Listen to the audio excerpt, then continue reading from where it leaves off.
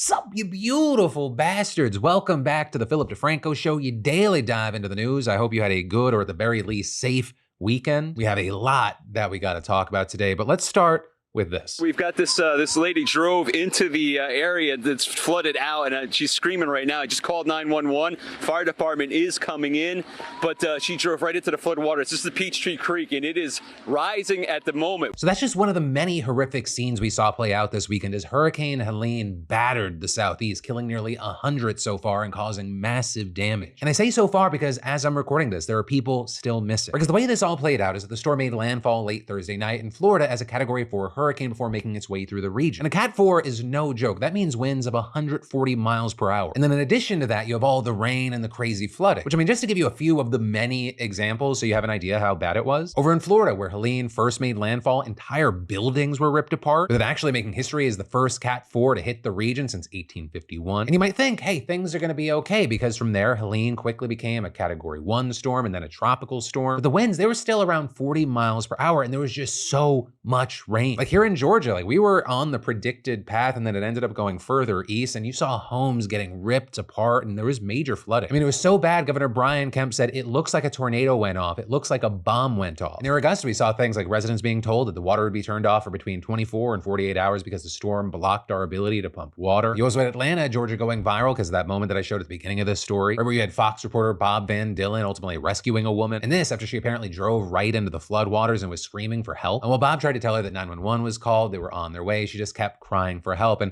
ultimately Bob said, it's a situation. We will get back to you in a little bit. I'm going to go see if I can help this lady out a little bit more, you guys. I'll be back. With him then pulling the woman out of her car and helping her out of the waters. And actually, as the Fox News anchors pointed out, Van Dillen is apparently a giant at 6'4", and the waters were up to his chest. And with that, I gotta say two things. The first is that what Van Dillen did, it is brave. He is our BAMF of the day. But then also two, I have to let you know that what he did was extremely dangerous and emergency personnel do not recommend it. Though that is obviously easier said than done when someone's clearly fearing for their life right in front of you. But again, Van Dillen's a hero for what he did. Then though, moving to South Carolina, the storm left about 760,000 homes and businesses without power as of this morning. And in fact, across the entire Southeast, we're talking about over 2 million. And then the mountain communities in North Carolina, they got extremely flooded. And I mean, about 300 roads were closed, meaning that the rescue efforts, as well as delivering supplies after the storm passed through, they were extremely hampered. Governor Roy Cooper also emphasizing that the death toll in North Carolina was expected to rise as a ton of people were still missing from the floods and landslides. There was also considerable flooding in Tennessee that caused deaths. And while obviously the focus should be on getting help to the people on the ground here, this whole situation has also now gotten political. Right? Donald Trump has already promised to visit one of the worst hit towns in Georgia, prompting supporters to ask, where's Biden? And while in Georgia, Trump said the governor is doing a good job, but he's having a hard time getting the president on the phone, saying they're being very non-responsive. But that's not what Governor Kemp has said at all. He's actually had the opposite experience and even just said, the president just called me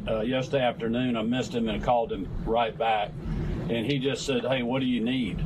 And I told him, you know, we got what we need. We'll work through the federal process. He offered that if there's other things we need, just to call him directly, which I appreciate that. And Biden has already promised to visit affected areas as long as it wouldn't hamper emergency relief efforts. And I think that last part is incredibly important. Right? As great as visiting a town to show support can be, because unless Trump, Biden, or Harris have some magical ability that they've just been hiding behind the scenes where they can like magically heal people and undo things and make the water split, we could end up having is just a random sideshow that actually gets in the way of helping people on the ground. Where someone chucking paper towels into a crowd's not helping at this point. And there's actually way more important things that President Biden can be doing to help, like approving funding for temporary housing and repairs to those in affected counties across North Carolina, and making sure that there will be low-cost loans to cover uninsured property for people and businesses. And that is actually just a small taste of what Biden has approved, right? Similar FEMA emergency aid packages were approved by President Biden for Virginia, Florida, Tennessee, South Carolina, and Georgia, while top FEMA officials are on the ground meeting with their state counterparts trying to coordinate relief efforts. And even that, it's just the tip of the iceberg. The Department of Energy is on the ground trying to help stabilize grids. Human and Health Services are sending tons of medical equipment and supplies, as well as personnel to hospitals. The Army Corps of Engineers is doing their usual thing to work on dams, as well as provide temporary power. Urban Search and Rescue sent 1,302 people, that's 24 teams, to help rescue people trapped in flood areas. And notably, even after rescue efforts finish, there's still a long road to rebuilding, which is expected to be a lot of money. With Moody's Analytics predicting there is between $15 and $25 billion in property property damage across the region. And with that, we've seen the Biden and Harris administration vowing to continue support until things are finished. But also there, important to note, a big effort might be delayed considering the fact that heavy rains are expected to continue today throughout the Southeast. And I mean, even new areas like Kentucky, West Virginia, and Virginia are expected to be covered with water. And so for now, we're just left hoping that this doesn't get even worse. And to all those impacted, know you're in our thoughts. To anyone that would like to try and help, I'm going to include some links down below to charities that are trying to help. But ultimately, that is where we are. And if you or anyone you know has been affected by this, I would love if you'd share your story. Also, for me personally, this is an especially jarring situation. I actually lived in Asheville, the Buncombe County area for a while. So just seeing the photos and the videos like in this apocalyptic state,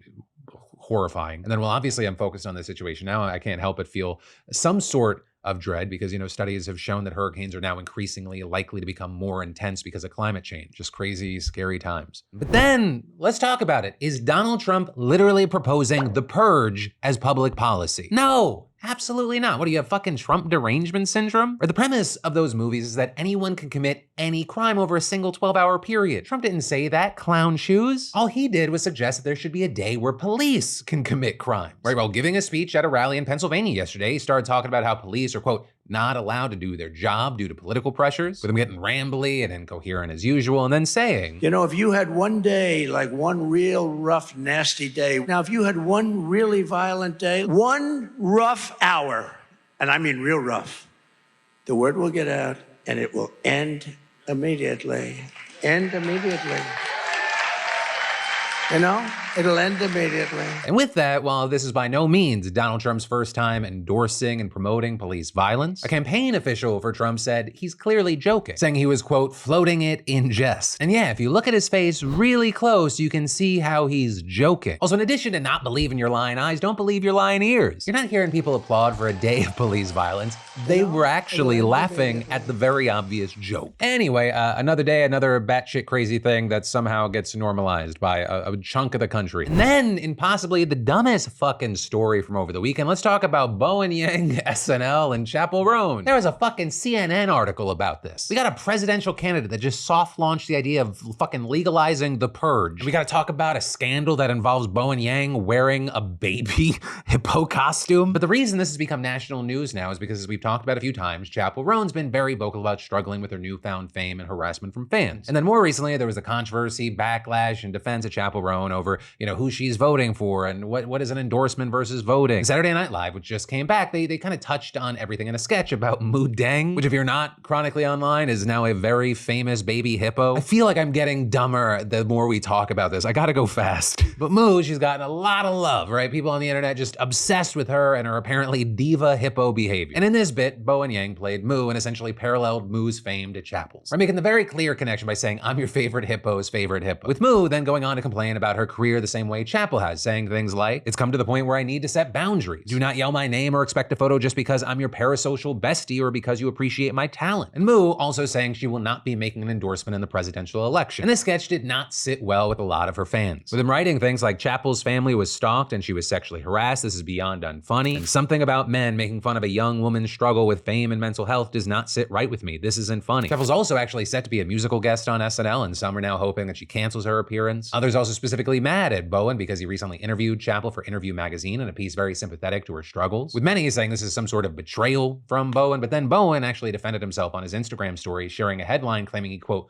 mocked Chappell in writing, oh geez, mocks? If my personal stance on the piece aren't absolutely clear in terms of supporting her, then there it is, I guess. Everything she has ever asked for has been reasonable, and even then we can connect it to another story about boundaries or whatever. And with that, we've seen tons of people taking his side, saying there is nothing offensive about the sketch, and that actually, they're literally just saying stop treating Chappell Roan like a zoo animal. And then separate from all that, you have people saying there's nothing wrong here. This is a comedy show about current events, and he's doing comedy about current events. And personally, I find myself agreeing with those last two comments, but that's the situation. A lot of people have a lot of different feelings, and I'll pass the question off to you. What are yours? And then, in big entertainment news, Netflix is in big trouble with his baby reindeer situation, which, I mean, if you haven't seen yet, I highly recommend it. I mean, it's also an Emmy award-winning show now, right? And it's this comedy drama written by and starring Richard Gere, whose real experience with a stalker supposedly inspired the series. Thing is, though it was fictionalized, internet detectives were able to figure out the real identity of the stalker character, Martha, with that woman, Fiona Harvey, then coming forward, denying pretty much all of the big stalking accusations, and then suing Netflix for defamation and other infractions, with her seeking $170 million million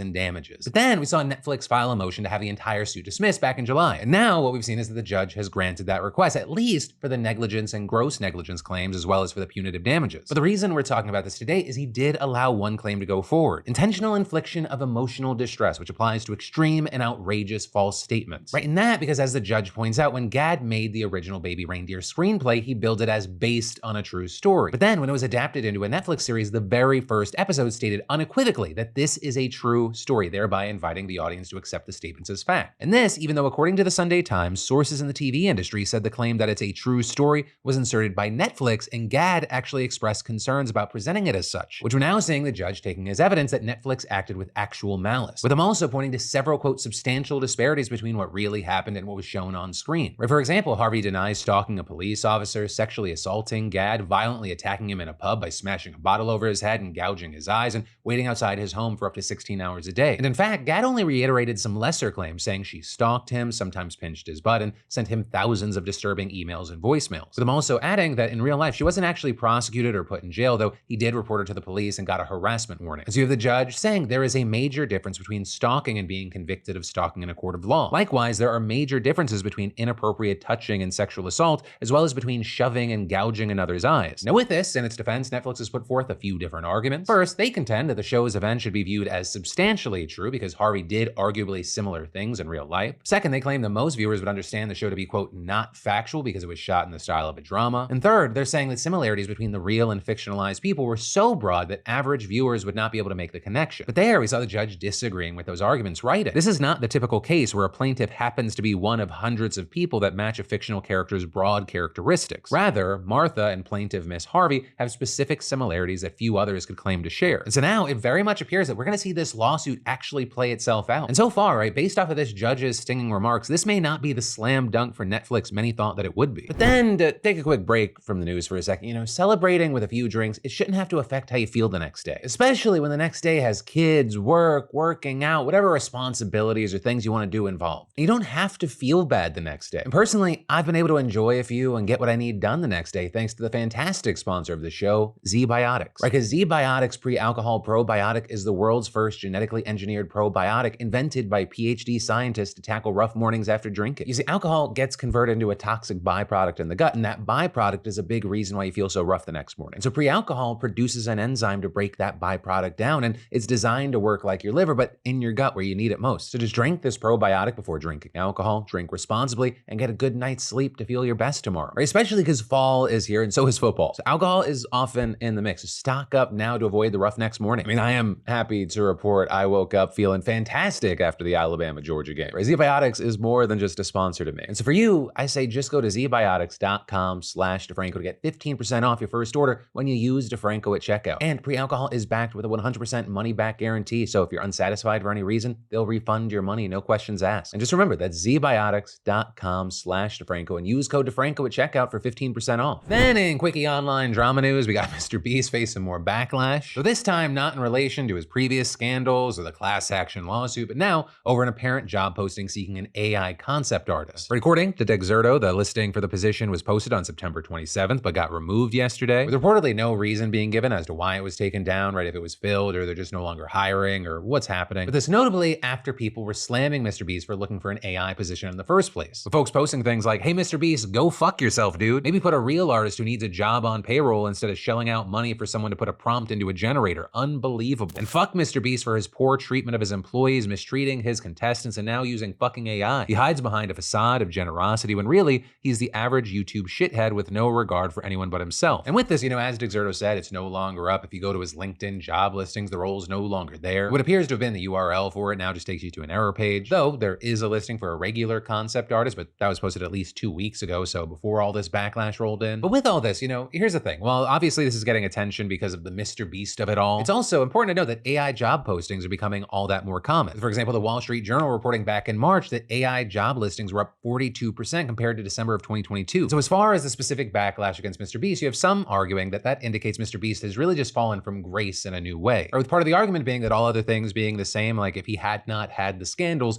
people would give him the benefit of the doubt or more grace here. But with that, I'll say, I don't know, that you're dealing with hypotheticals there and feelings around AI art and video creation. I mean, that's polarized even without Mr. Beast being involved. And really, given given the past few months, I think Mr. Beast is probably just relieved that this controversy doesn't involve him being actively sued. But then, in actually huge AI news, Gavin Newsom just vetoed a bill that would have implemented the strictest AI regulations in the nation. People saying this delivers a major win to the powerful big tech companies that lobbied against the legislation. And if you happen to miss that episode a few weeks ago where we talked about this, I forgive you. Because like we talked about a few weeks ago, this bill passed both chambers of the California state legislature with absolutely overwhelming bipartisan support. And specifically, this proposal, known as SB 1047, it would have imposed a number of groundbreaking rules. Things like requiring safety testing for large AI systems or models before public release, holding companies liable if their technology has caused serious harms like death or property damage by giving the state attorney general the right to sue, as well as mandating that firms build a kill switch into certain AI systems to shut them off immediately in case of biowarfare or other mass casualties. But this bill also proved to be very controversial. Right on one side, we saw many groups throwing their weight behind the legislation, arguing that these pioneering safeguards are necessary to protect the public and hold AI companies accountable, with us also including 120 Hollywood actors and producers signing a letter last week urging Newsom to sign the proposal, with that also echoed by another letter signed by 50 academics, including some pioneering AI researchers like Geoffrey Hinton, who's also known as the godfather of AI, and that letter describing SB 1047 as reasonable and an important tool to deter the rapid proliferation of unsafe models. Also arguing there that this law would only formalize voluntary commitments that tech companies have already made, writing decisions about whether to release future powerful AI models should not be taken lightly, and they should not be made purely by companies that don't face any accountability for their actions. With also the likes of Elon Musk actually being one of the most significant backers, with him saying that he supports regulating AI like any other products that pose, quote, a potential risk to the public. But with that said, he appeared to be alone among the tech giants there, with many other major venture capital firms and big tech companies like OpenAI, Google, Meta, and Microsoft openly voicing opposition to the legislation, arguing that it could stifle innovation in the state and using their considerable power and influence to lobby against the measure, and claiming that because California is home to so many of these companies, this move could undermine America's ability to compete with other global powers in the race to dominate AI, with some even threatening to leave the state if SB 1047 was signed into law. Additionally, you had a bunch of Bay Area and Silicon Valley politicians urging Newsom to veto the vote, with this including basically all the Congress members who represent the areas around San Francisco, and most notably, Nancy Pelosi, who condemned the measure as ill-informed. And evidently, the opponents here won out in the end, with Newsom issuing a statement explaining his veto where he argued that the bill focused too much on regulating the largest AI models without considering risks from smaller models, claiming that those could be just as dangerous and echoing the assertion that the legislation could stifle positive innovation, and saying while the bill is well-intentioned, it left out important measures, saying, "I do not believe this is the best approach to protecting the public from real threats posed by the technology." But Newsom also said that he agrees with the author of SB 1047 that the state does need to approve AI guardrails and protections, but he does not believe this is the way, arguing that the state's approach, quote, must be based on empirical evidence and science, and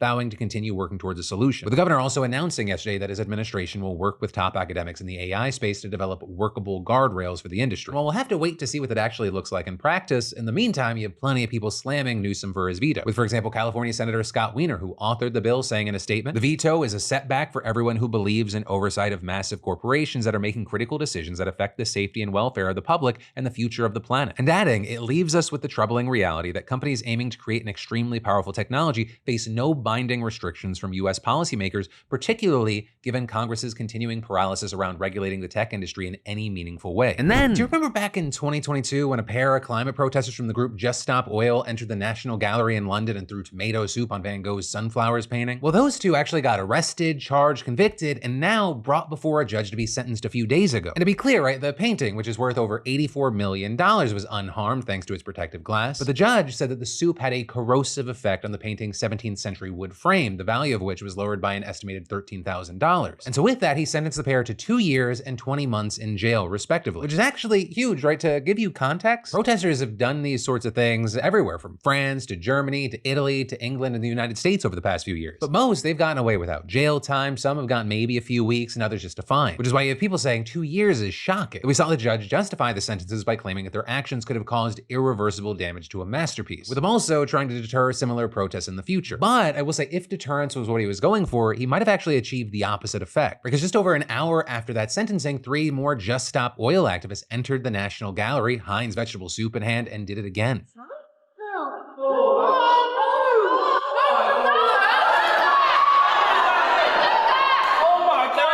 Future generations generations will regard these prisoners of conscience to be on the right side of history. With the National Gallery spokeswoman telling the New York Times that the paintings were examined by a conservator and are unharmed. But regardless, the protesters were arrested and now they're expected to show up in court today. Now, I will say, other climate activists have received harsher punishments before, like 5 people who got at least 4 years for conspiring to block a highway in London, which 1, were actually the longest sentences ever imposed for a nonviolent protest in Britain, and 2, perhaps not coincidentally, by the same judge. With this latest sentence, you have people saying, it's remarkable given how small the crime was. But with all that, I got to pass the question off to you. What are your thoughts here, both on the method of protest as well as the 2-year sentence? Then, I don't know if this story is too nerdy for you or maybe too specific. We'll see, because it has to do with this whole crazy, complicated, messy WordPress controversy. And for a lot of people, it basically comes down to one question. Is WordPress co-founder Matt Mullenweg defending the spirit of open source software, or is he just another executive going after a rival company? And so the first thing that you need to know is that there's actually 2 different WordPresses. Right? There's WordPress.org, which is an open source content management system that relies on donations, community contributions to run, right? And that's led by Mullenweg and some other lesser known board members. And then you have WordPress.com. And that is a website that sells a hosted version of the open source software. It's owned by a private for-profit company called Automattic, and it's also run by Mullenweg. But of course, because the software is open source, any company can basically do the same thing. In fact, the WordPress CMS is reportedly used by around 43% of all websites, though it's not clear how many are actually hosted by WordPress.com. But for sure, one of the biggest services goes by the name WP Engine, and despite the name, it actually has no affiliation with either version of WordPress. But still, since its founding in 2010, it's become a major rival to Automattic and WordPress.com, with more than 200,000 websites using the service to power their online presence. And very notably to this story, WP Engine was actually acquired by a private equity firm by the name of Silver Lake back in 2018. And actually with that, you had Mullenweg all of a sudden coming out swinging at a WordPress conference last week that actually had WP Engine as a sponsor. The company is controlled by Silver Lake,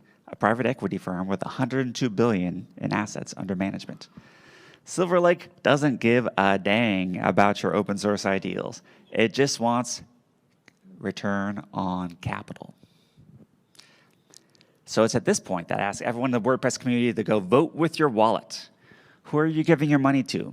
Someone who's going to nourish the ecosystem, or someone who's going to frack every bit of value out of it until it withers? And then after all that, he wasn't done. He ripped into WP Engine even more in a blog post, saying that it's strip mining the WordPress ecosystem and giving users a crappier experience so they can make more money. And adding, this is one of the many reasons they are a cancer to WordPress. And it's important to remember that unchecked, cancer will spread. And with that, you also had him highlighting that WP Engine reportedly contributes just 40 hours per week to the development of the open source WordPress software. Whereas Automattic, on the other hand, reportedly contributes just under 4,000 hours per week. But of course, a very big thing here is WP Engine isn't technically breaking the rules of WordPress's open source license, right? Maybe it would be nice and a lot of people would love if the company did more, but they don't actually have to give back to the WordPress community just because they're making money off the open source code. Which is why, in addition to what he's saying here, Mullenweg's actually going after the company's name, accusing WP Engine of trademark infringement, claiming WP Engine is profiting off of the confusion caused by the company's branding. With the very key thing being that as of September 19th, the WordPress.org policy said you were free to use the WP abbreviation in any way you see fit.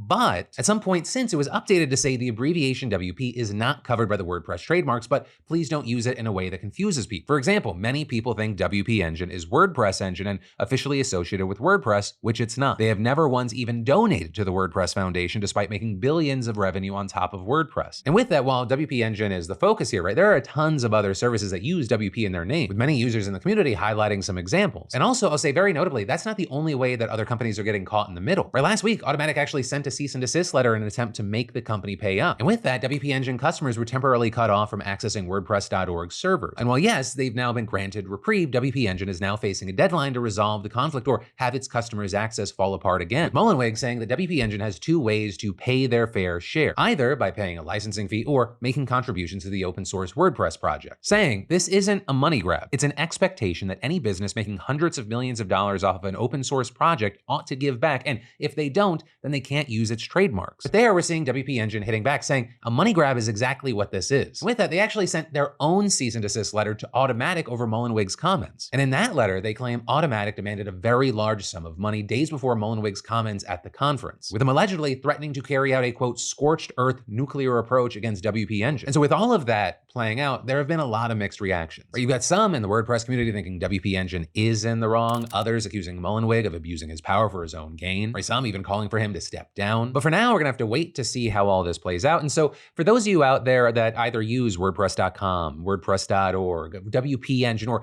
even if you have feelings about open source versus for-profit, like what are your thoughts here? But that, my friends, brings us to the end of today's show. Thank you for watching. For more news you need to know, I got you covered here and here. Make sure you're subscribed. I love yo faces, and I'll see you right back here tomorrow.